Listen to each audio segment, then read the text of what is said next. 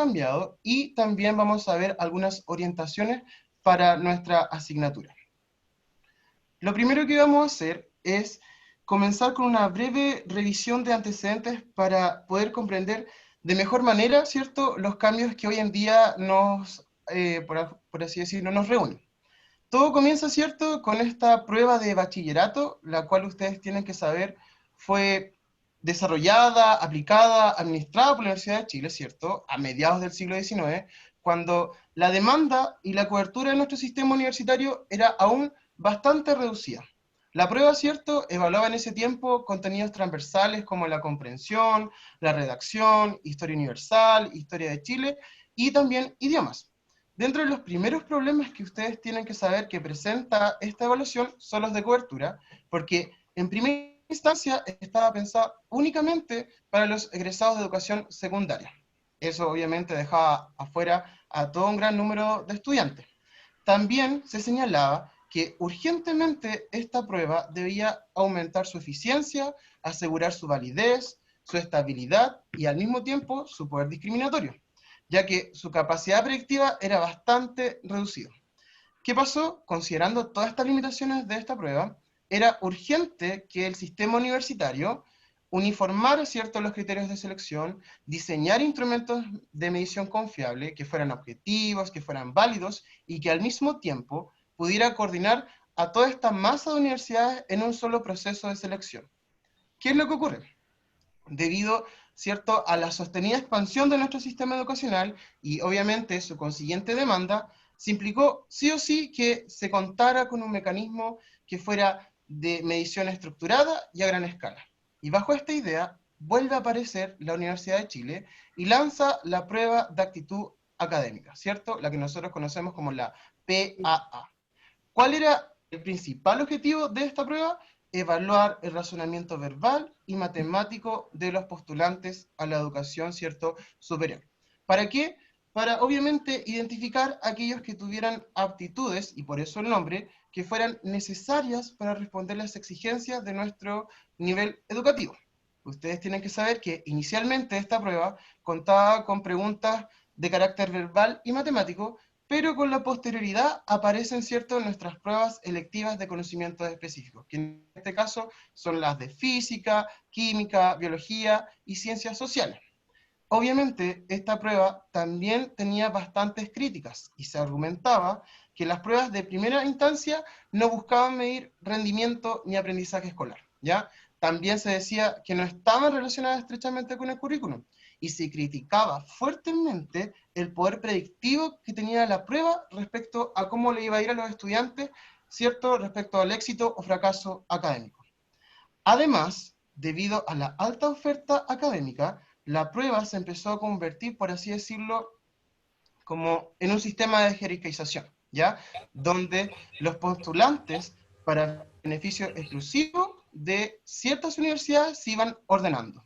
Y por último, y no menos importante, en estos tiempos ya empiezan a aparecer críticas respecto a la inequidad que se reflejaba en los resultados de esta prueba, ¿cierto? Que obviamente se habían influidos por factores externos, como, ustedes pueden imaginárselo, características socioeconómicas, el género, la región y, entre otras, ¿cierto?, variables que influyen directamente en el desempeño de los estudiantes. ¿Qué es lo que ocurre?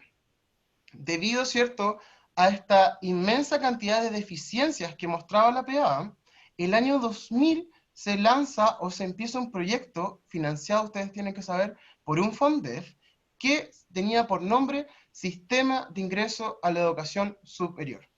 ¿En qué consistía el CIES? En teoría, tenía como base, ¿cierto?, las materias fundamentales del currículum de los 4 años de educación secundaria, y además, para ese tiempo, iba a permitir la comparabilidad de un puntaje de un año a otro. ¿Qué pasó? Lamentablemente, este FONDEP suscitó demasiadas críticas, ¿cierto?, y terminó no aplicándose. De este modo, se determinó que se iba a reemplazar, y en ese tiempo ya se hablaba de una prueba de admisión transitoria, la que obviamente nosotros sabemos que evoluciona a la famosa PSU. ¿Qué es lo que ocurre con la PSU entonces? Es que obviamente esto también se ve vinculado por la reforma, ¿cierto?, que se da en nuestro marco curricular y que se ve materializada en el año 98, en donde la implementación efectiva del marco curricular acentúa nuestra PSU como un instrumento unificado de selección universitaria. Obviamente, ¿cómo se veía reflejado esta unificación a través del marco curricular?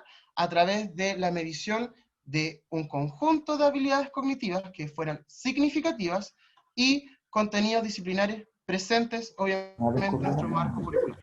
Obviamente, para este tiempo, estas dimensiones no tenían ninguna preponderancia por sobre la otra, o sea, ambas pesaban igual. ¿Qué es lo que ocurre? Después de oficialmente instaurarse el 2004, ¿cierto?, como nuestra evaluación que iba a durar hasta el año pasado. Lo importante de destacar de esta PSU es que si bien declara y es bastante explícita al decir que no toma las habilidades por sobre los contenidos y al mismo tiempo no toma los contenidos por sobre las habilidades, nosotros sabemos, y obviamente eso lo entendemos por quienes nos ha tocado tomar la PSU, por las preguntas que le hacemos a los chiquillos, que esta prueba está mucho más basada en conocimientos que en habilidades. ¿Qué es lo que ocurre? Y esto es lo interesante. El 29 de mayo del 2018 se lanza nuestra Ley de Educación Superior. ¿En qué consistía esta norma? Obviamente buscaba fortalecer nuestro sistema de educación superior a través de la creación de una subsecretaría y una superintendencia. En específico, la subsecretaría tenía que, o es la encargada ahora de elaborar, coordinar, ejecutar, ¿cierto?, evaluar políticas y al mismo tiempo programas de desarrollo en nuestro sistema de acceso. Tienen que saber que las personas que conforman esta institución son los mismos rectores de ciertas universidades que pertenecen al CRUNCH. Lo importante es que ahora se hacen cargo de lo que antes, cierto, era el proceso de admisión que veían, por así decirlo, el Consejo de Rectores. Tienen que saber que llevan aproximadamente ya 2 años agregando modificaciones, ¿cierto?, importantes a nuestro sistema de acceso y que involucra a todas las universidades que quieran formar parte de este nuevo sistema y a los que ya lo conforman y que obviamente reciben fondos del Estado. Lo importante acá de los cambios que busca esta comisión es que apuntan de alguna u otra manera a acoger de mayor modo la diversidad de nuestro sistema, ya que hoy en día la cantidad de personas que participan de este proceso son muchísimo más que las que participaban en años anteriores. Y debido a esto, nuestro sistema, por esta misma diversidad de personas, tenía ciertos desajustes y que no la abordaban, por así decirlo, como un capital o una riqueza.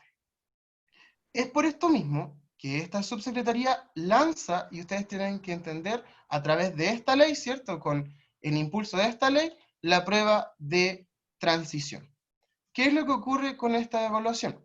Primero, entiende y se parte de la idea que se reconozca esta diversidad o este capital que tienen, ¿cierto?, los individuos de nuestro país y que al mismo tiempo se le dé o se encuentre valor en ella. Por otro lado, el hecho de entender esta diversidad o esta riqueza de nuestro país exige que sea mucho más flexible de lo que era anteriormente. Por otro lado, también, ¿cierto?, los cambios buscan abordar hoy en día los problemas de inequidad que siguen existiendo y que lamentablemente nosotros sabemos van a seguir existiendo, pero busca de alguna u otra manera resolverlos o tratar de disminuir, ¿cierto?, esta brecha. Y por último, también busca ofrecer mayor oportunidades justamente por 2 razones. Por la diversidad de las instituciones que va a acoger, ¿cierto? Y que al mismo tiempo tienen que ofrecer mayor oportunidad a un conjunto más amplio de la población. ¿Qué es lo que pasa? Estos 4 principios son los que de alguna u otra manera impulsan los cambios que se evidencian, ¿cierto?, en la evaluación. Vamos ahora a hablar un poco de estos mismos cambios que les comentaban y que se ven influenciados por estos principios.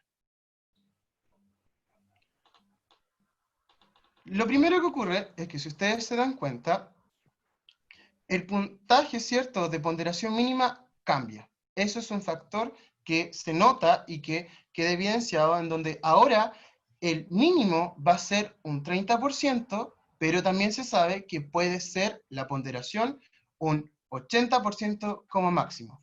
Lo que se busca es que reconocer de alguna u otra manera que existen muchas carreras donde el peso que tenían las evaluaciones no necesariamente es un peso acorde al pronóstico de cómo les va a ir en la universidad. Y por lo mismo, se da espacio, por así decirlo, para que ellas determinen, según la asignatura, según la carrera, según el área, cuánto deben pesar, ¿cierto?, estas evaluaciones. En segundo lugar, otro cambio que aparece y que es importante destacar es que el puntaje mínimo ahora es de 450 y no de 500 puntos. ¿Qué es lo que ocurría para los estudiantes que no alcanzaban a tener un puntaje muy alto en la prueba, pero que en cambio tienen buenos antecedentes escolares y de alguno de otro modo pueden tener una mejor ponderación de ingreso a la universidad y se les puede dar el peso más a las experiencias previas que a la misma, por así decirlo, vivencia de la evaluación? Acá lo interesante es que ahora aparecen un O, que significa que hay que sacar 450 o más. Por ende, acepta o deja de inmediato que más personas o más estudiantes que alcanzan esos mínimos puedan postular, ¿cierto?, a los procesos de admisión. Al mismo tiempo, se aumentan los porcentajes de ciertos procesos de admisión especial. ¿En qué sentido? Esta subsecretaría o las personas y los expertos que trabajan atrás reconocen que las pruebas no pueden ser la única forma de selección, por así decirlo, para determinar quiénes están en condiciones o no de seguir universitarios. Y por lo mismo, ustedes tienen que saber que ahora esto se amplía y aparece en lo que nosotros sabemos que en algunos establecimientos está instaurado, la fuerza o el apoyo a los PASE, que son ciertos los programas de acompañamiento efectivo, ¿cierto?, a la educación superior, en conjunto también con otras políticas como poder acceder, ¿cierto?, o si pertenece al 10% de los mejores de egreso, también tienes probabilidades de tener una admisión especial. ¿Qué es lo importante de esto? Que tu proceso o tu llegada a la universidad no dependa o no sea únicamente valor de cómo te va, ¿cierto?, en esta evaluación. Obviamente, también se cambia la cantidad de preguntas, las cuales vamos a abordar específicamente en la asignatura de matemáticas. Tienen que saber que los tiempos no se disminuyen, pero se bajan ahora de 80 a 65.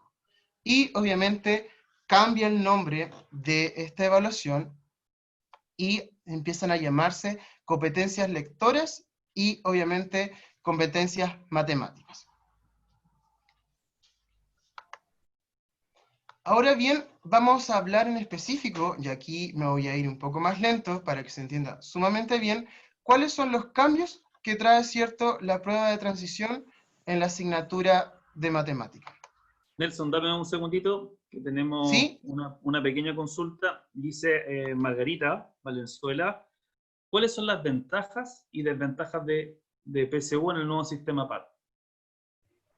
Bueno, yo creo que hablar de ventajas o desventajas quizá no es la mejor manera, pero si ustedes se dan cuenta, hoy en día lo que se busca es poder llegar a una mayor cantidad de personas, a una mayor diversidad de personas que se están en nuestro sistema y que lamentablemente por la rigidez que existía antes quedaban fuera, ¿cierto?, incluso de poder entrar a la universidad.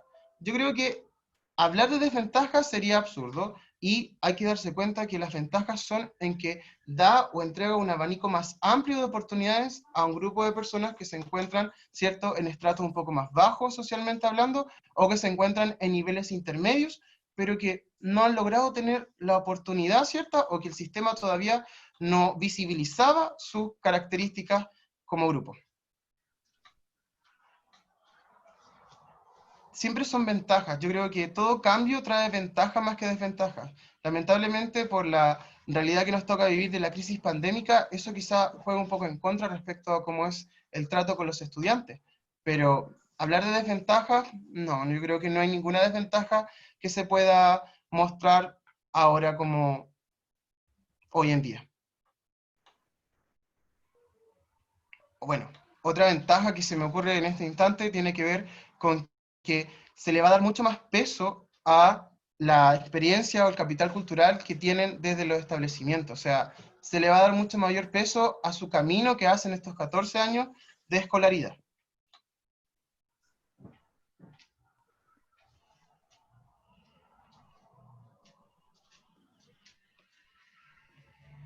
¿Aló? Sí, se escucha perfectamente, Nelson. Genial. No sé si tienen alguna otra pregunta antes de Mira, continuar. sí, antes de continuar, aparecen algunas consultas, dice, espérame, dame un segundito.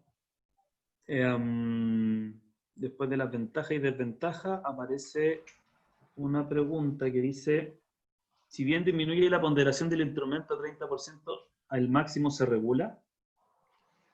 Perdón, ¿puedes hablar un poco más fuerte, Fabián? Que no te escucho bien. Si bien disminuye la ponderación del instrumento al 30%, ¿el Ujú. máximo se regula? Sí, se habla de que el máximo como tope sigue siendo este 80. O sea, en algunas carreras, para postular algunas situaciones, puede aparecer que la prueba, en este caso, por ejemplo, de matemática, siga ponderando un 80%. Lo que se busca es que esta ponderación vaya acorde a la vivencia o lo que exige o la disciplina que vaya a estudiar el estudiante. No podemos esperar, por ejemplo, que en derecho la ponderación de matemáticas sea sobre el 50%, siento que es muy poco lo que se aborda en esas carreras respecto a la asignatura o la disciplina. Perfecto, mira, aquí hay otra pregunta. Dependiendo de lo que comentaste, ¿ustedes cuentan con pruebas? O sea, sí, nosotros contamos con pruebas, pero explícalo un poquitito más tú para que sepa la Bueno, gente. yo más adelante les voy a hablar de las pruebas con las que cuenta Roma, pero sí nosotros tenemos y les voy a mostrar qué es lo que nos tenemos para apoyar. Pero eso viene un poco más adelante. Ya, y aquí hay como un análisis personal. Eh, si analizamos las estadísticas, ¿los puntajes han subido o han bajado? Bueno, yo creo que empezar a comparar ciertos los grupos y dependiendo de las situaciones que nos ha tocado vivir como país, nosotros nos hemos dado cuenta que lamentablemente, por así decirlo, los puntajes, y me guío por los puntajes nacionales, que son los que más se habla, si se fijan, con el tiempo fueron un poco disminuyendo, y esto se debe, lamentablemente, a la brecha que iba generando, ¿cierto?, la realidad que están viviendo todos los establecimientos versus lo que estaba evaluando la PSU y que ahora les voy a comentar, cambia bastante. Perfecto. Y antes que siga avanzando, mira, don Fernando Gómez pregunta, ¿qué pensamos nosotros con respecto a la dificultad de la prueba? Tomando como referencia que ahora los 600 puntos se alcanzan con 30 preguntas. Bueno, muchas personas me preguntan y me dicen si la prueba en específico de la asignatura de matemática va a ser más fácil o más difícil. Y yo, por lo que les voy a exponer a continuación, van a ustedes poder responder de alguna forma esta pregunta de manera natural. Y tiene que ver con la cantidad de cosas que se sacan, por así decirlo, y la cantidad de cosas que se potencian. Perfecto. De ahí vamos a... Mira, me preguntan, ¿qué curso abarcará la PAT? Ah, ya. Es que eso viene a continuación. Bajen las Ya, ansiedades todavía porque vamos recién a la mitad de la presentación y hay muchas cosas todavía que les tengo que decir y que son interesantes de la disciplina. perfecto. Yo te voy a dejar avanzar entonces y voy guardando las preguntas para que te la hagan un punto intermedio. Ok. Lo primero que vamos a hablar va a ser sobre los contenidos de referencia que trae esta nueva evaluación. Tienen que saber que la prueba obligatoria de matemática para la admisión 2021 tendrá como referencia los siguientes contenidos. Primero, las bases curriculares de séptimo básico a segundo medio. El ajuste curricular que tuvo tercero medio, y atención con esto, la intersección entre las bases curriculares y el ajuste curricular del 2009 para el nivel de cuarto medio.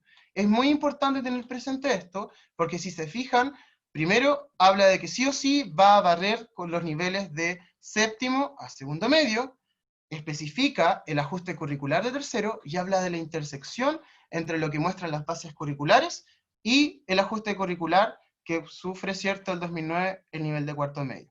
Respecto a los ejes que va a trabajar, tienen que saber que siguen estando agrupados por los que siempre ha tenido nuestra asignatura, que son el eje de números, el eje de álgebra y funciones, ¿cierto?, geometría, y ahora el renombrado, ¿cierto?, que ya no se llama datos y azar, tienen que saber que se llama probabilidad y estadística.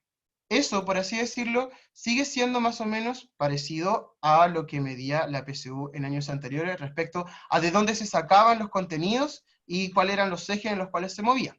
Lo interesante de esta prueba es que sí o sí evalúa habilidades que van desde comprender, aplicar, analizar, sintetizar y evaluar. Y en específico, y lo declaran los documentos oficiales, va a contener preguntas destinadas a habilidades de nuestra propia asignatura. ¿Qué quiere decir esto? Preguntas que tienen que ver con habilidades de la resolución de problemas, preguntas que hacen relación al representar, ¿cierto? La semiótica, los dibujos, el modelamiento, que tiene que ver con esto de la predictibilidad que puede hacer un niño según la información que se le entrega, y obviamente una habilidad que es transversal a nuestra asignatura hermana, que es lenguaje, que tiene que ver con argumentar.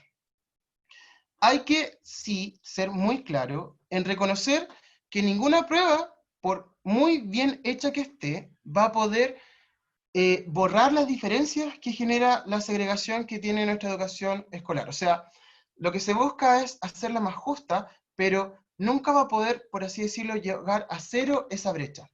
También se busca con esto que la prueba de matemática mire un poco más hacia adelante y que no se le enfoque tanto en ser con cierto un carácter punitivo por no haber pasado ciertos contenidos o por no haber visto ciertos objetivos, en específico tercero y cuarto medio, que son niveles que cambian constantemente. Lo interesante es ahora abordar un poco cuáles son los cambios a nivel de los ejes que les comentaba. Aquí aparecen varias sorpresas.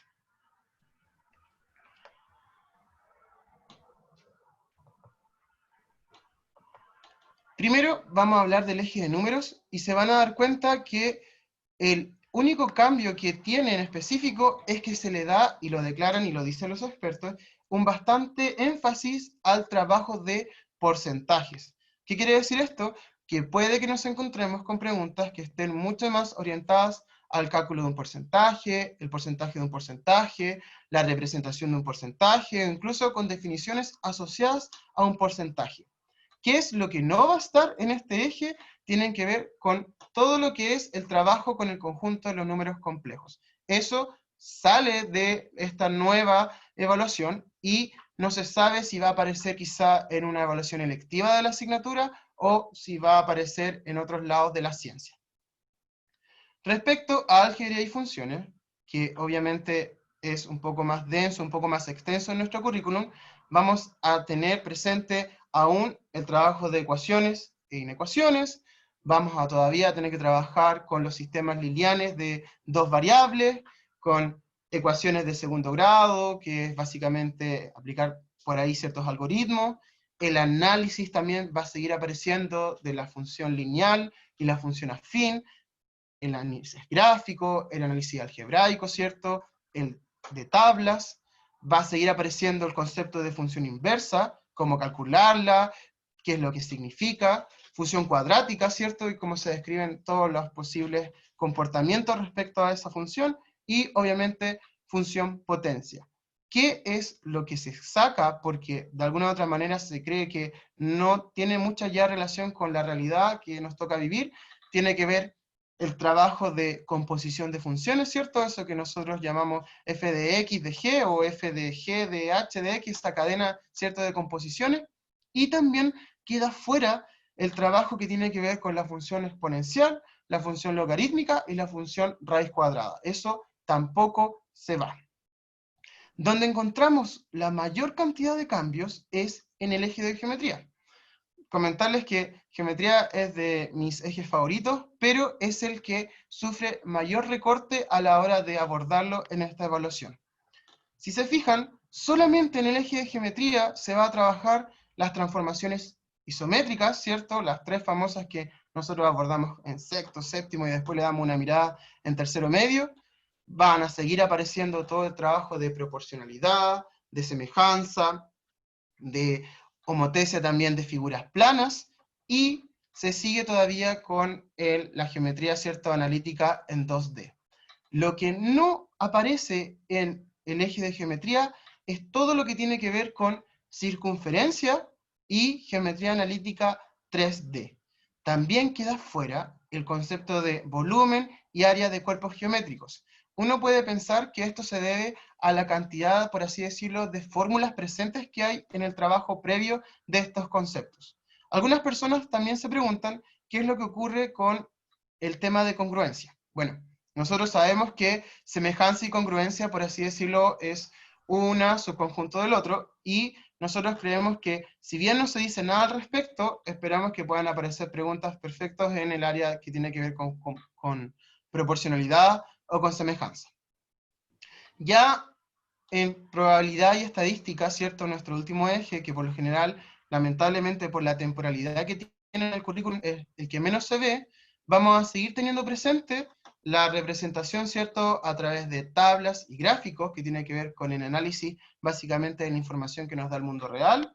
Vamos a seguir teniendo presente todo lo que es el trabajo con las medidas de tendencia central, también de medidas de posición.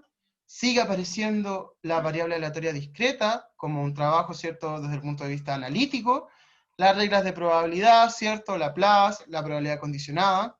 También vamos a tener presente en este eje la permutación y la combinatoria, pero no vamos a tener nada, y ya no va a aparecer lo que es modelos probabilísticos y la variable aleatoria continua. O sea, todo lo que tiene que ver con el análisis de la distribución normal, con todo el análisis que tiene que ver con la distribución binomial, que en algunos casos, por la formación que tenemos y por lo nuevo que esto nos aparece en el currículum, muchas veces no estamos tan informados. Para suerte de los chiquillos, eso ya no va a estar y desaparece totalmente en esta nueva prueba que se lanza y que, recordemos, es de transición. Ahora bien, nos vamos a detener y vamos a analizar un poco lo que tiene que ver con el tipo de preguntas que van a aparecer en esta prueba. Primero, hay que tener presente esta tabla que nos dice más o menos cómo va a ser la distribución respecto a los ejes y las habilidades. Yo ya les comentaba que uno de los grandes cambios que tiene la PAT respecto a la PSU es el hecho de que se va a centrar mucho más en destacar las habilidades por sobre los contenidos, porque obviamente busca que de alguna u otra manera se evalúen o se pregunten cosas que hayamos vivido todos dentro de nuestras experiencias escolares. Si se fijan, respecto a los ejes, el que va a tener mayor peso y que es natural esperarlo por la cantidad de información que trae es el de álgebra y funciones, y el que menos preponderancia va a tener es el trabajo del eje de números. Así bien, la habilidad que más se va a destacar en nuestra prueba de matemáticas son la habilidad de aplicar. ¿Por qué? Porque obviamente nuestra asignatura exige que los chiquillos estén constantemente, como se dice dentro del mundo de las matemáticas, estén tirando lápiz. O sea, estén haciendo cálculos, están apropiándose de algoritmos, estén resolviendo problemas, y eso la mayoría de las veces, el 70, 65% de los casos, tiene que ver con esta habilidad. Y obviamente la habilidad que va a ser menos medida va a ser la de comprender, por ser algo muy inicial. Recordemos que la taxonomía de Bloom, comprender es la segunda después de recordar. Y obviamente las que son de índole superior, como analizar, sintetizar y evaluar, también van a estar presentes, pero en menor grado. Esto es muy importante de saber, porque de alguna u otra manera direcciona la quehacer docente y al mismo tiempo deja en evidencia hacia dónde va a apuntar o cuál va a ser el fuerte de esta evaluación.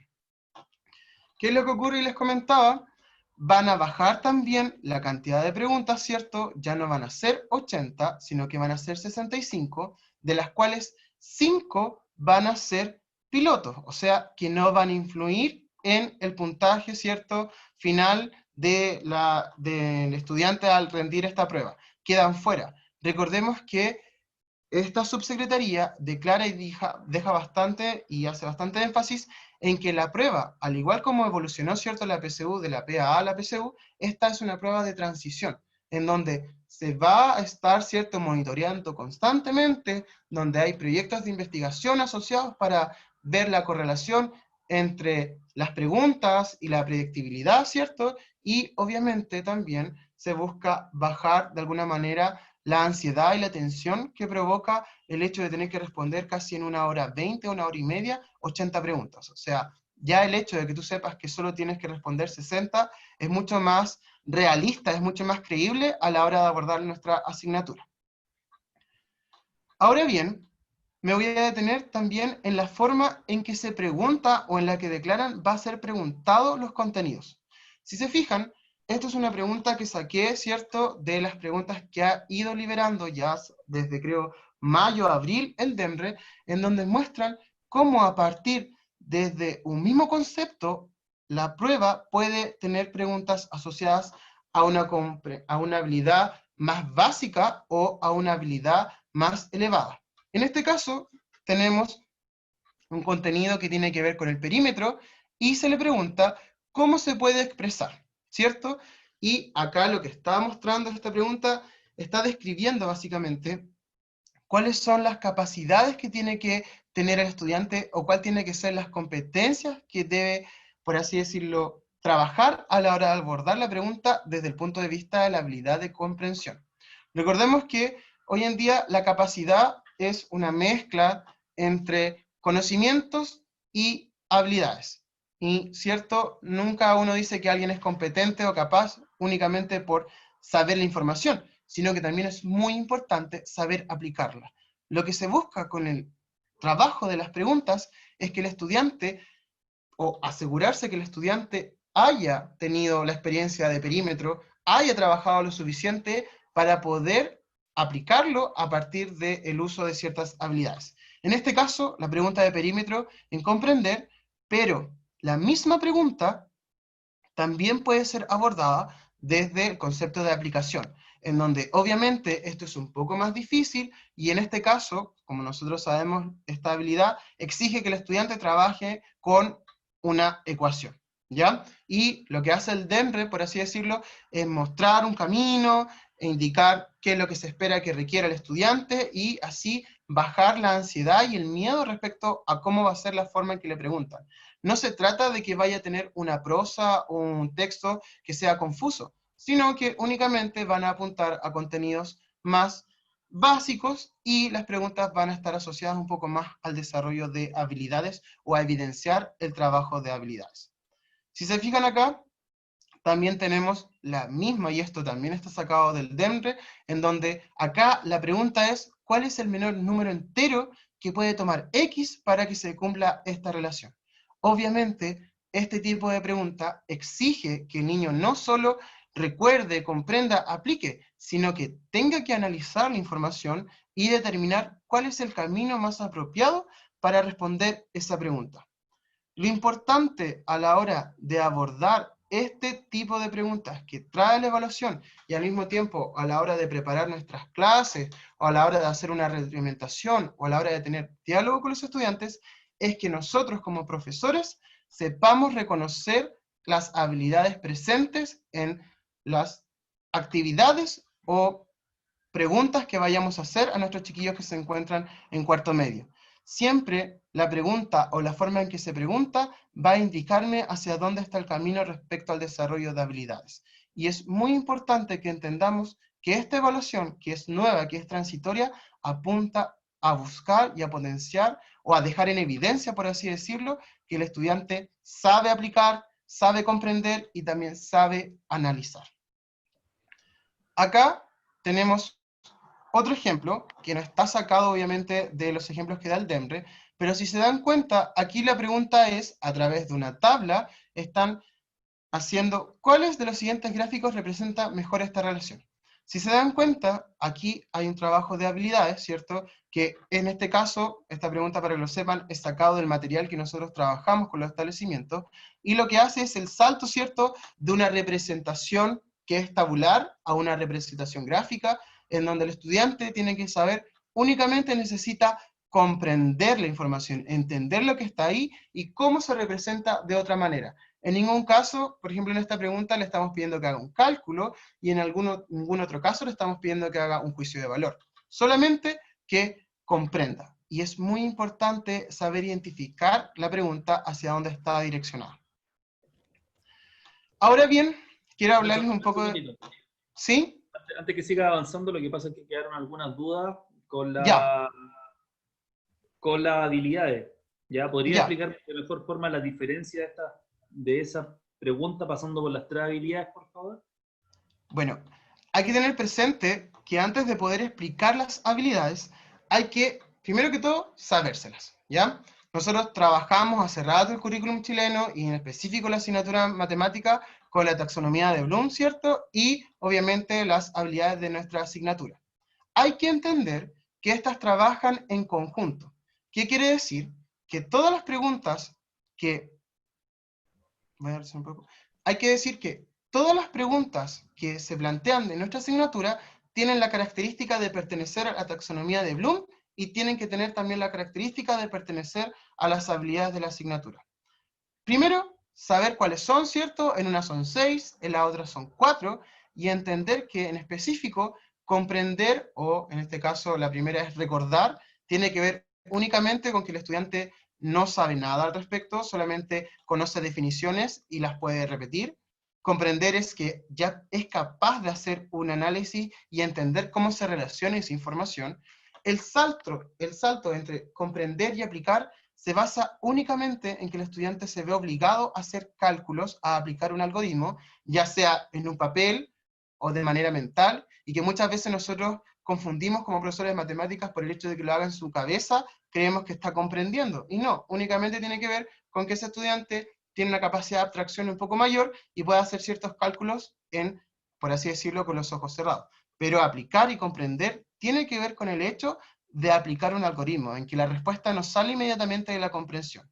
Y obviamente el salto entre aplicar, y en este caso analizar, que es la que sigue, es entender que la información que se está, o la pregunta que se está haciendo, no sale del trabajo directo que se vaya a hacer con el algoritmo. Supongamos que en este caso el estudiante sabe que el perímetro es la suma de todos los lados y que en este caso tiene que establecer una relación entre una figura y la otra, pero no sacan nada con encontrar la ecuación o despejar la ecuación, sino que tienen que averiguar, en este caso, cuál es el mínimo valor que puede alcanzar. Y para eso son juicios de valor que obviamente se ven justificados con el contenido que el estudiante maneje y con las experiencias previas que haya tenido respecto al mismo contenido que en este caso es perímetro. Podríamos estar toda una tarde hablando del desarrollo de habilidades, pero como les digo, lo primero es sentarse a hablar con los chiquillos de esto, que el profesor también se informe y que entienda cómo operan cada una de ellas. Y una vez teniendo eso claro, lanzarnos a analizar, ¿cierto?, nuestras actividades o lanzarnos a revisar nuestras planificaciones respecto a estas habilidades y al mismo tiempo contenidos, que van a seguir siendo evaluados, pero en menor grado. Nelson, antes de que pasemos al siguiente PPT que estabas presentando, dentro de la misma pregunta, Paloma pregunta que ¿todas las preguntas se van a trabajar así o hay alguna que va a aparecer solamente con conocer o comprender?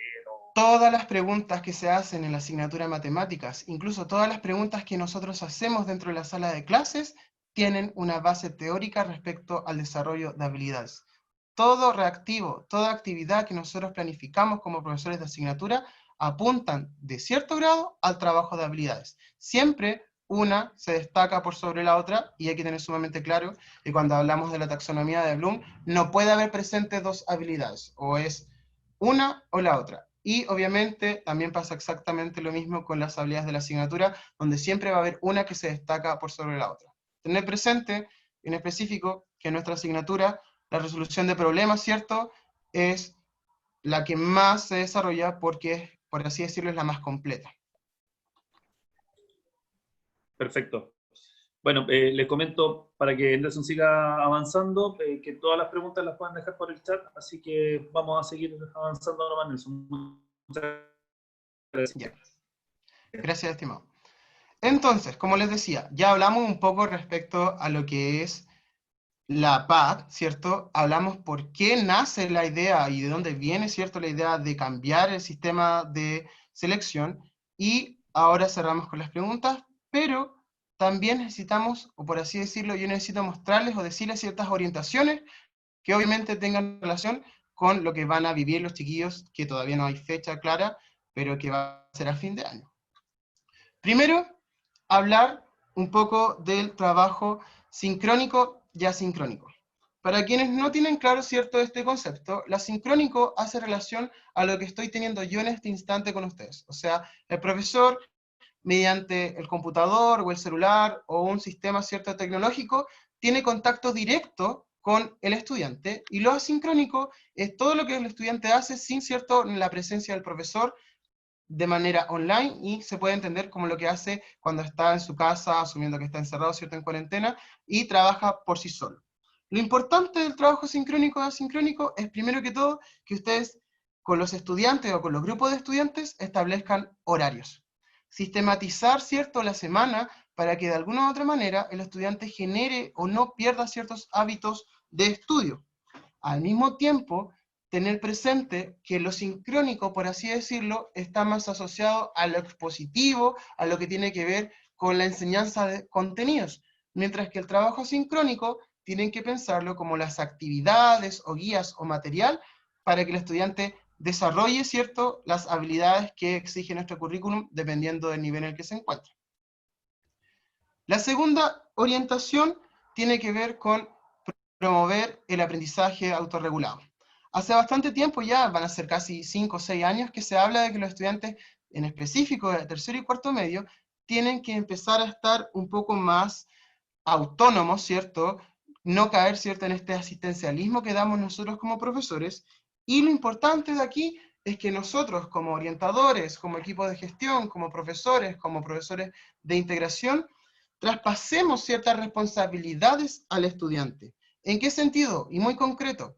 Hoy en día nosotros sabemos que por tema pandémico, nosotros tenemos que entregar o hacer nuestras clases, que yo sé que la palabra clases queda bastante grande, y hablemos de talleres, en donde nosotros necesitamos que el estudiante venga con ciertas actitudes.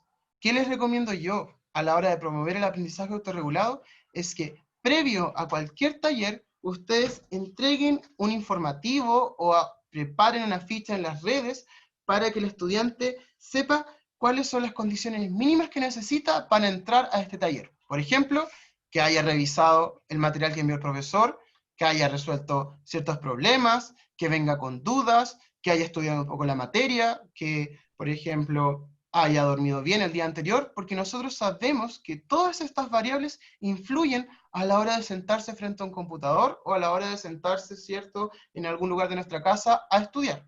Sabemos y vamos a seguir teniendo el estigma de que la matemática es difícil, y por lo mismo, generar personas un poco más autónomas respecto al desarrollo de actividades de nuestra asignatura es muy importante.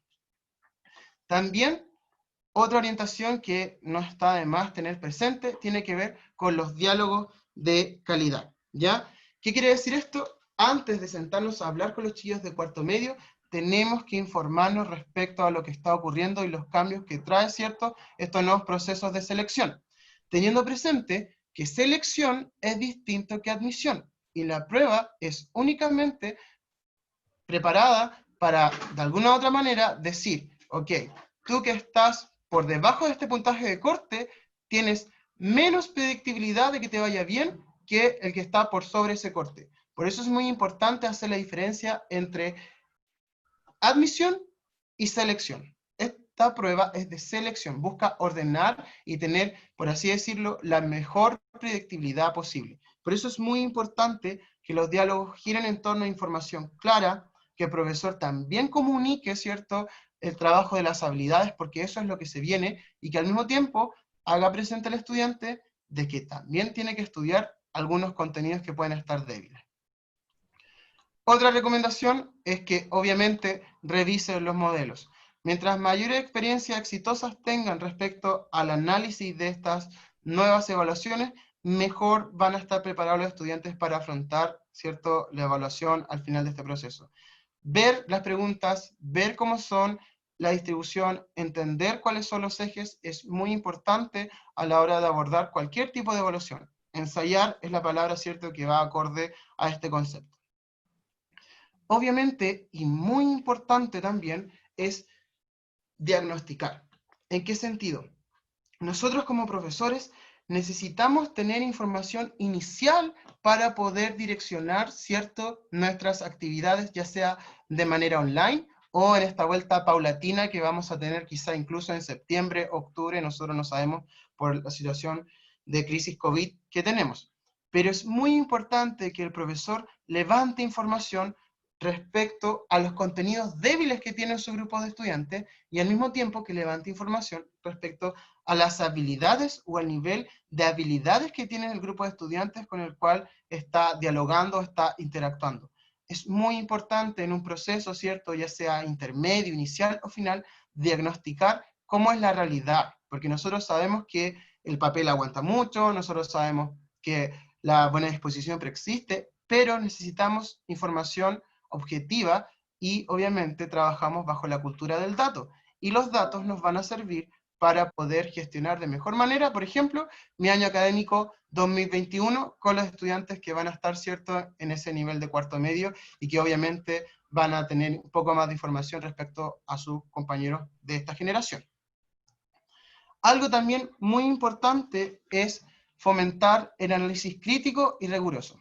Nosotros sabemos y hay que entender que de cierta manera nos encontramos en procesos de cambio. Este año 2020 en específico ha sido un año lleno de cambios desde el punto de vista social, ¿cierto?, político, y es muy importante que nosotros a los estudiantes les enseñemos a tener una mirada un poco más crítica y rigurosa, en el sentido de que tenemos que mostrarles que ellos no son los responsables por no entender los cambios técnicos que trae esta evaluación, pero que sí tienen que tener claro que necesitamos de su disposición para entender el cambio. Nosotros vivimos constantemente en un dinamismo y por lo mismo que dentro de la asignatura nosotros podamos generar personas un poco más rigurosas, un poco más atentas, que piensen quizá un minuto antes de decir algo, es muy importante a la hora de trabajar, por ejemplo, el trabajo de habilidades. La comunicación y el análisis crítico son muy necesarios cuando uno quiere trabajar bien las habilidades. ¿Por qué? Porque necesitamos que haya un feedback o una interacción bastante potente. Por último, una última orientación es que hay que dar espacios también para escuchar las ideas, para escuchar los principios y los valores y las molestias que puedan tener los estudiantes. Tienen que saber que ellos están viviendo la pandemia en su desarrollo mismo. Entonces, por lo mismo van a tener muchas ansiedades y cosas que decir. Obviamente, algunas van a poder ser para nosotros cosas que no tienen solución, pero no por eso no escucharlos. Hay que entender que siempre por debajo existen ciertas consignas que son importantes entender. Y obviamente, nosotros somos quienes nos encontramos en la mejor posición para afrontar estas ansiedades y estos como miedos o molestias que puedan tener ciertos los chiquillos de cuarto medio. No olvidemos que básicamente todo estándar, ¿cierto?, todo currículum, toda prueba de admisión es básicamente un acuerdo social. Entonces, nosotros somos agentes relevantes que tenemos que saber bajar primero que todo la información y al mismo tiempo saber comunicarla. Y para eso, muy importante estar informados y al mismo tiempo saber que estamos trabajando con niños que están en desarrollo y que no necesariamente tienen que entender todos los cambios que trae. Por último, y con esto ya estoy un poco terminando, les quiero hablar acerca del apoyo que presenta Roma respecto al trabajo de esta nueva prueba de transición. Tienen que saber que nosotros contamos con ensayos y mini ensayos. Estos, obviamente, acorde a lo que quiere el ministerio, y en específico, cuando hablo de los mini ensayos, están pensados para los niveles de tercero y cuarto medio, ¿cierto? Para la asignatura de lenguaje y matemática, donde hay 25 preguntas, ¿cierto? Y en específico son 8 para lenguaje y 8 mini ensayos para matemática. Preguntas que en este caso son de selección única, cerradas, y que obviamente buscan el trabajo, el análisis tanto de contenidos, pero también de habilidades, y por sobre todo de habilidades. Nosotros hace rato, Roma, y con los expertos que trabajamos, nos dimos cuenta y entendemos que el avance de esas habilidades tiene que ocurrir ahora. No se puede esperar más, porque ya el mismo sistema está mostrando los cambios que, si bien pueden ser paulatinos, están ocurriendo hoy, 2020. Por otro lado, el trabajo que tenemos con los ensayos, en este caso también para tercero y cuarto medio, pero los ensayos incluyen las asignaturas, en este caso, de lenguaje, ¿cierto?, matemática, historia y ciencias sociales, y obviamente ciencias y las 3 biologías. Tienen las 65 preguntas, ¿cierto?, teniendo presente que si bien en la prueba real solamente se van a medir 60, es muy importante que ellos se hagan la idea, o los estudiantes entiendan que tienen que tratar de responder las 65. Son 2 ensayos por cada asignatura, un total de 8, ¿cierto? Y también, obviamente, son preguntas cerradas y de selección única. Ahora bien, y para cerrar y para dejar sumamente claro todo lo que yo les he expuesto, tengo algunas recomendaciones finales, para que con estos se queden y puedan de alguna u otra manera reflexionar y discutir con sus diferentes equipos de trabajo. Lo primero es que se les pide de alguna u otra manera que expliciten los cambios de la prueba, que muestren y hagan evidente las diferencias que tiene la PSU con la prueba de transición, porque estas son muy claras y también son bastantes. Obviamente, la segunda recomendación tiene que ver con la entrega de la información. Mientras mayor claridad hay en la entrega de información, mientras menos confusión sea la forma en que yo la entrego, más van a disminuir las ansiedades de los chiquillos de cuarto medio. Nosotros sabemos que hay estudios al respecto y obviamente tenemos la experiencia de haber, en este caso, tomado, ¿cierto?, la PSU y ver cómo muchas veces los niños, por estar desinformados, generan mucha ansiedad y mucho estrés y no llegan, por así decirlo, con un estado mental sano. Tener presente que esta crisis, ¿cierto?, la social y la pandémica, también afecta a nuestros estados mentales, y los chiquillos pueden, de alguna u otra manera, encontrarse vulnerables respecto a los cambios que les va a tocar vivir. Trabajar, ¿cierto?, y fomentar el trabajo y hacerlo también, ya sea de manera online o en esta vuelta paulatina, con el hecho de las habilidades. Es importante que ya todo profesor o toda persona que se encargue de enseñar o dar información o trabajar con la disciplina de matemática sepa cuáles son, por ejemplo, las habilidades de la taxonomía de Bloom y las habilidades de la asignatura. Tener eso aporta ya el 15, el 20% de mi trabajo dentro de la sala, o fuera de ella también. Cuarta recomendación, el monitoreo. Nosotros tenemos que estar constantemente viendo el avance que van a tener nuestros estudiantes. En específico, en estos casos donde nos encontramos todos los días con ellos, en donde los estudiantes no están yendo de manera regular al establecimiento, y eso hace, por así decirlo, un poco más difícil evidenciar ese monitoreo. Pero es importante que nosotros como profesor, al igual que el diagnóstico, el monitoreo sí o sí esté presente y estemos por lo menos, no sé, una vez al mes o 2 veces a la semana, preguntando, ya sea por las redes sociales o por las aplicaciones que tengan para llegar a sus estudiantes, cómo está siendo la acogida de la posible nueva información que le estemos dando o el trabajo, en este caso, de las habilidades. Y por último, y esto también muy importante, establecer horarios de trabajo sincrónico y asincrónico. ¿Por qué?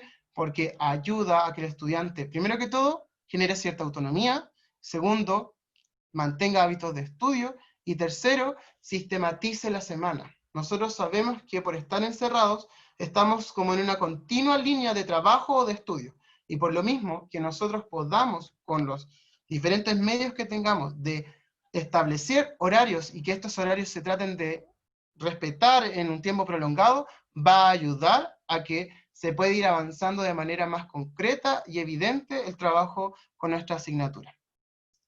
Más o menos era eso lo que yo les tenía que exponer. Agradezco su escucha, ¿cierto? Agradezco sus inquietudes y les quiero dar el espacio ahora sí, si tienen algunas últimas dudas, y si no, para, ¿cierto?, ir dando por finalizado esta videollamada, esta videoconferencia.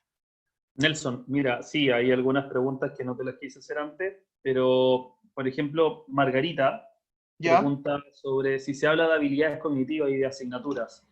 ¿Qué rol cumplen las aptitudes matemáticas en esta prueba? es difícil trabajarlo en clases cuando se deben cruzar todos estos aspectos. Entonces la pregunta directamente es, ¿qué rol cumplen Ya, las sí, aptitudes matemáticas? entiendo la pregunta. O sea,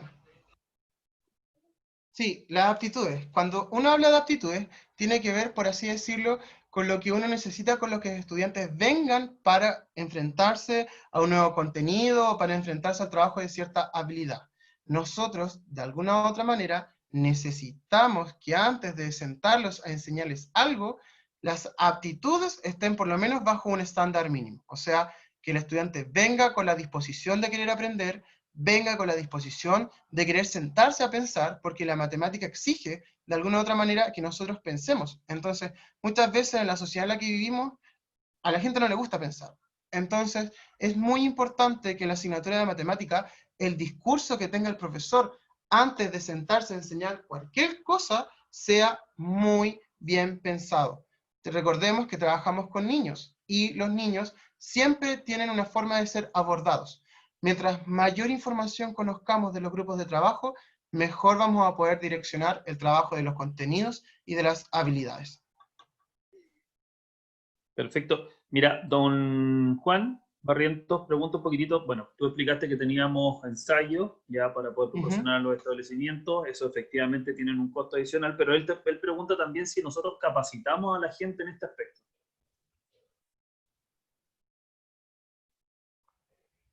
Ah, ok, entiendo. Obviamente, todo nuevo conocimiento que se entrega o todo, por ejemplo, apoyo que se da viene acompañado de, pues, de un monitoreo, ¿cierto? Y en este caso también de posibles charlas que se dictan, ya en este caso de manera online o cuando se pueda también de manera presencial, para apoyar, por ejemplo, la comprensión del análisis de los mini ensayos o los ensayos. Eso, por ejemplo, por un lado. Y también, obviamente, para los colegios con los cuales nosotros ya tenemos un trabajo previo y para los nuevos, hay que entender que nosotros es, por así decirlo, un acompañamiento constante. O sea, no, un instrumento o un material por sí solo no dice nada. Es muy importante también enseñar a cómo manipularlo y cómo usarlo a tu favor y a la realidad en la cual tú vives. Así que, a la pregunta, sí, nosotros siempre estamos dispuestos y los canales de comunicación siempre están abiertos para apoyar más allá, ¿cierto?, de la entrega de un material o de un instrumento que podamos haber confeccionado.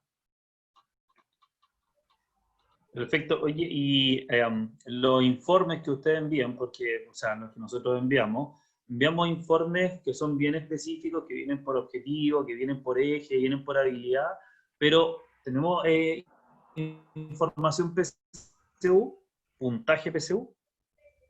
Sí, nosotros trabajamos con la idea de que hoy en día nos encontramos, como les decía, en la cultura del dato, y todos los instrumentos que son medidos, ¿cierto?, que son utilizados a través del uso de nuestros famosos, ¿cierto?, maletines y nuestro sistema Roma Aula, vienen asociados a reportes y al análisis de los mismos. Así que en ese sentido la información se da incluso de manera instantánea, porque tienen que saber que Roma trabaja de manera offline, o sea, por así decirlo, con señales que no necesitan conexión a internet, y estos reportes o esta información que se genera a través de la medición de los instrumentos que nosotros proporcionamos o de los que puedan confeccionar también ustedes, siempre está. O sea, siempre se entrega en formato PDF con análisis de porcentaje y gráficos, porque nosotros sabemos que eso es lo que está al alcance de la comprensión de todo. Perfecto. Mira, Catherine Martínez nos pide si les puede dar algunos tips de cómo alguna herramienta, algún material de donde ella pueda sacar información para preparar la PSU o la nueva prueba de Bueno, admisión transitoria. Disculpa. o sea, primero que todo, si quieren tener más información, contactarse con nosotros, más adelante les voy a dar los números, pero el DEMRE, dependiendo de las distintas plataformas que tiene, ¿cierto? Como Instagram, Facebook y la misma página, ya está mostrando ciertas preguntas prototipo que va a lanzar. En los planes y programas aparece información de las habilidades, en el temario también se muestra qué es lo que se entiende por cada uno de ellos, y obviamente esto todo se da a través de la conexión a internet que pueda bajar y del navegador. Si obviamente uno quiere informarse más o quiere tener ciertos tips, lo primero es entender que la realidad que vive cada establecimiento es distinta a la que viven otros, y por lo mismo yo recomiendo que partan de la base de que nosotros el ministerio, si bien podemos tener bastantes críticas respecto a los textos escolares, es un material base con el cual cuentan todos nuestros estudiantes, ¿cierto?, que van ya sea sistema municipal o particular subvencionado o subvencionado. Y por lo mismo, apropiarse un poco más de los textos porque es lo que tienen el estudiante al alcance, ya sea que no tenga internet, ¿cierto?, y no pueda tener acceso a las redes sociales, o a una plataforma que lo conecte directamente con el profesor. Por eso, aprovecharse y darse cuenta de los recursos que tengo a mi disposición, que de alguna u otra manera no dependen tanto del internet, ¿ya? Y obviamente comunicar. Yo siempre digo que se critica bastante que la asignatura de matemáticas es una asignatura rígida, en donde el cálculo está por sobre muchas otras cosas, pero hay que entender que hoy en día nosotros tenemos que comunicar mejor las cosas, tenemos que dar mejor la información, y no podemos justificarlo por el hecho de que nuestra disciplina sea más, por así decirlo, exacta o más rígida. Acá lo primero es sentarse a dialogar, sentarse a informar, porque el chiquillo nos va a entender. Puede que no entienda ciertos conceptos técnicos, pero va a saber hacia dónde yo quiero trabajar con ellos cuando le hable de habilidades, de las preguntas y de los contenidos mínimos, por así decirlo, que quiero abordar en estos 5 o 6 meses que nos quedan de año académico, si es que no se expande. Ya, hay como, bueno, hay varias preguntas técnicas que en realidad yo creo que eso las vamos a gestionar cuando demos algún contacto, porque nos están pidiendo un contacto. Pero ahora hacen la última pregunta, Catherine Martínez, dice, el tema de establecer horarios que tú nombraste anteriormente, ¿Sí? ¿hay algún tip, alguna forma, cómo se puede realizar eso?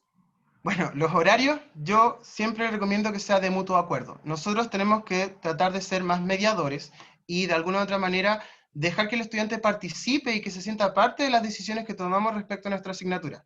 Y acordar horarios, obviamente, nosotros sabemos que los chiquillos de tercero y cuarto medio, por así decirlo, son muy buenos para dormir, incluso nosotros que ya somos adultos ya también nos gusta bastante dormir. Entonces, ¿qué les recomiendo yo? Que los horarios, primero que todo, sean pensados antes de un periodo de almuerzo. Nosotros sabemos que enseñar matemática después de un horario de almuerzo no es muy conveniente, y también hay estudios respecto a cómo baja la concentración y tiene que ver con, obviamente, un estado más fisiológico, pero los horarios se pueden establecer en las mañanas, yo les recomiendo, tipo 10, y que sean sesiones cortas, no de una hora. La teoría dice, y también es súper clara, que los chiquillos entre 15 o 14 y 17 años, ¿cierto?, tienen una concentración máxima, como máximo de tope de 30 minutos. Entonces, tenemos que esos horarios pensarlos donde sea lo más óptimo. Y yo creo que siempre lo más óptimo es en un horario de mañana, ¿cierto?, donde el estudiante de alguna otra manera a las 10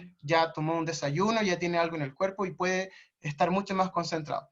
En periodos de la tarde no lo recomiendo porque baja la desconcentración. Nosotros somos personas que todavía nos guiamos por la salida, ¿cierto?, del sol en ese sentido. Entonces, trabajo de tarde a nosotros incluso como profesores no nos gusta. Así que establecer horarios, mi recomendación es en los periodos de la mañana, antes de la 1 de la tarde, después de la 9 de la mañana, porque si no, nadie se va a conectar. O sea, los chiquillos tienen que saber que, por así decirlo, o bueno, en la gran realidad, no están obligados a asistir a ningún taller, a menos que el establecimiento como normativa lo haya hecho para seguir avanzando, pero tienen que tener presente con que esta crisis y este trabajo online que se da no nos deja llegar a todos. Entonces también hay que tener cuidado de que si vamos a establecer horarios, por lo menos se trata de abarcar una gran mayoría, pero que se tenga presente que también se puede dejar de lado ciertos chiquillos que no tengan conexión o que no puedan acceder a las plataformas que utilizamos. Horarios, por lo general también se ocupa bastante la idea de horarios de consulta, y que al principio obviamente uno dice, bueno, no va a venir nadie a preguntar, pero dependiendo de cómo sistematicemos, de cómo hagamos la bajada de información, dependiendo del material que utilizamos, esos horarios los chiquillos los ven como algo beneficioso. Perfecto. Mira, Nelson, no sé si tú lo manejas, pero hay una persona que pregunta que si tiene las tecleras, tiene acceso a los ensayos directamente. Bueno, respecto a los ensayos, eso es un producto adicional, o sea, todos los establecimientos compran como base, o los que cuentan con nosotros, ciertos tipos, por así decirlo, de talleres, y que obviamente las tecleras y los maletines están asociados. Pero en específico, los ensayos y los mini ensayos tienen, por así decirlo, y soy sumamente claro, un costo adicional que no está dentro de la mayoría de los planes que hoy en día trabajan los establecimientos. Perfecto. Muchas Bueno, gracias. si no hay más dudas, me gustaría dejarlos con la directora de calidad y servicios, Avanza ¿cierto? nomás, si hay algo más que presentar. Sí, los quiero dejar con Alicia, quien es nuestra directora de calidad y servicios, porque ella quiere darles una última información que también tiene directa relación con la consulta que ustedes me están haciendo. Así que le doy el pase a Alicia para que abra su micrófono, ¿cierto? Y pueda entregar la información que viene en la diapositiva que sigue. Agradecerle al resto de las personas por escucharme, por estar atentos y por las dudas. Te dejo, Alicia, nomás. Muchas gracias, Nelson. Primero que todo, agradecer a Nelson por la exposición que tuvo hoy día, fue muy esclarecedora. Y la verdad aquí responder algunas dudas que fueron saliendo también dentro del chat. Como dijo Nelson, yo soy parte del equipo, ¿cierto?, de servicios de Roma. Entonces, nosotros en este equipo y en Roma en general, hemos diseñado un plan de apoyo para los establecimientos. Este plan se va ajustando de acuerdo a los requerimientos y a los mismos acuerdos que hemos llegado con cada uno de nuestros establecimientos, ¿ya? Entonces, esa pregunta que tenía que ver si mi colegio compró las tecleras, perdón, cuento también con los ensayos, eso depende de la negociación que se haya hecho con ese establecimiento, ¿ya? De todas maneras, nosotros para responder a este interrogante que nos estaban haciendo muchas de nuestras escuelas de cómo Roma me está apoyando hoy en día, nosotros dividimos nuestros productos y servicios en dos líneas de acción. Ya una que tiene que ver con la enseñanza y aprendizaje y otra que tiene que ver con el área de convivencia escolar. Dentro del área de enseñanza y aprendizaje, nosotros establecimos como un set de productos que estimamos súper conveniente para trabajar en esta época tan como incierta que podríamos llamar, ¿cierto? Y en ese caso establecimos, antes que el Ministerio de Educación, incluso nosotros nos pusimos a trabajar en la priorización de aprendizajes. De hecho, fue el primer webinar que nosotros realizamos y la diferencia principal entre la sugerencia que tiene Roma para esta priorización es que nosotros nos tomamos de los programas de estudio, ¿ok? Entonces, establecemos una ruta un poco más esclarecedora para el docente para luego llegar a las actividades. De hecho, mañana el webinar que vamos a tener está relacionado con este tema, sobre la priorización curricular y cómo yo establezco la ruta de aprendizaje para lograr una implementación efectiva del currículo, ¿ok? Estas priorizaciones sugeridas de Roma están alineadas también con evaluaciones, porque si bien sabemos todos los docentes, necesitamos una evaluación para poder ir verificando los aprendizajes de nuestros estudiantes. Entonces, está derechamente relacionada con la priorización que nosotros sugerimos de Roma. Además de eso, también contamos con un planificador didáctico. El planificador didáctico es un producto que lanzamos este año, el cual le va a permitir al docente, obviamente, ir planificando su enseñanza y además ir registrando los objetivos que él efectivamente va implementando con los estudiantes, de tal manera que en un pronto regreso o quizá un lejano regreso a clases presenciales ya tenga más esclarecido cuáles son los A que pude trabajar durante este periodo y también va quedando el registro para que yo el próximo año vaya viendo cuál fue ese avance curricular y pueda planificar, porque bien sabemos que todo esto que ha repercutido tanto el año pasado como este año va a generarnos algo el próximo año y nos va a generar un tema ahí con los aprendizajes que es muy importante que tengamos el registro de cómo nosotros logramos avanzar en esta época. Además de eso, que también vamos a estar revisando mañana, tenemos evaluaciones de desempeño. Las evaluaciones de desempeño son instrumentos de carácter netamente formativo, ¿ok? Están para la asignatura de lenguaje y matemáticas y vienen con un formato de guión didáctico. Entonces, vienen muchas actividades en donde el estudiante debe ir desarrollando el contenido. Hay preguntas también que están relacionadas con el contenido que se está trabajando y hay 3 instrumentos por unidad de aprendizaje. Entonces ustedes pueden ir enviando este material a los estudiantes para que lo vayan trabajando e ir midiendo el desempeño que va realizando durante la unidad, ¿ok? Y obviamente en el aspecto de convivencia escolar, nosotros trabajamos este año full con eso porque obviamente está muy en boga y hace un tiempo ya se viene trabajando un poco este aspecto más de desarrollo personal y social en los estudiantes y obviamente no podíamos quedar atrás con este tema. Entonces, hemos trabajado en la construcción de 3 encuestas socioemocionales, no solo enfocadas al estudiante, sino que también a los docentes y a los padres y apoderados, ¿ya? Entonces, la idea es medir como los aspectos familiares, los aspectos personales, los aspectos del aprendizaje en estos 3 actores que son fundamentales para el proceso de enseñanza-aprendizaje, sobre todo enfocándonos hoy en día en esta época de educación a distancia, donde los padres también han tenido un protagonismo en la enseñanza de su pupilo o de sus hijos o hijas. Y adicionalmente, también vamos a aportar con un taller de afrontamiento, de estrategias de afrontamiento. ¿Qué quiere decir esto? No nos queremos quedar solamente en entregar un instrumento, sino que también dar ciertas directrices o cierto apoyo a las escuelas, porque pasa mucho que nosotros los docentes a veces tenemos que tener distintas profesiones dentro del aula y no fuimos formados para todos, cada uno a veces es especialista en un área, entonces actúa mucho desde la intuición. Pero muy poco hay algo que me aporte a mí específicamente con respecto a este tema de socioemocional. Entonces, por eso también hemos trabajado en este taller de estrategias de afrontamiento para poder entregar más herramientas a los docentes al momento de que los estudiantes ingresen a clases presenciales. Todo esto, obviamente, si ustedes tienen alguna duda o consulta o quieren saber más de nuestros productos o servicios, pueden contactarse. Si Nelson me ayuda en la siguiente diapositiva, aparecen los contactos. Nelson, por favor.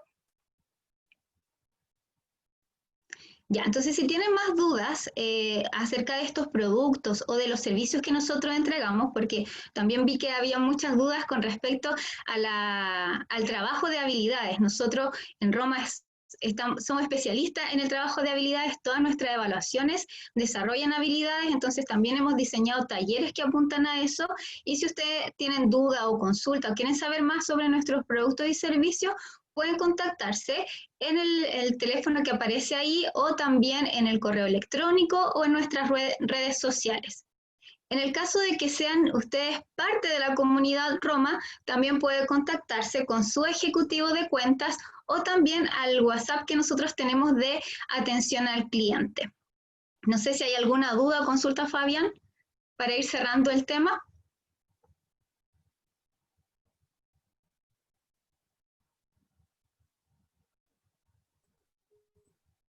Perfecto, si es que no hay más dudas, agradecemos a Alicia, ya, nuestra directora de postventa. Agradecemos enormemente a Nelson, bien relevante el tema que tocó el día de hoy. He visto varias felicitaciones por el tema de ¿cómo se llama? De los objetivos que van a ser trabajados dentro de la nueva prueba de admisión transitoria. Así que darle las gracias a toda la gente que estuvo acá, que nos pudo acompañar. Como les vuelvo a repetir, esto va a estar próximamente en redes sociales para que lo podamos compartir, lo vamos a dejar en videos de YouTube para que puedan echar una repasadita dentro de lo que nosotros presentamos el día de hoy. Y los dejamos invitados a la presentación de mañana, que va a estar bien interesante, que lo compartí a través del chat también, de hecho dejé la dirección para que puedan conocer un poquitito más de la red de aprendizaje o de la ruta de aprendizaje para que la va a presentar a Valeria y la va a presentar Paloma también. Así que un abrazo, que tengan excelente tarde y nos vemos el día de mañana entonces.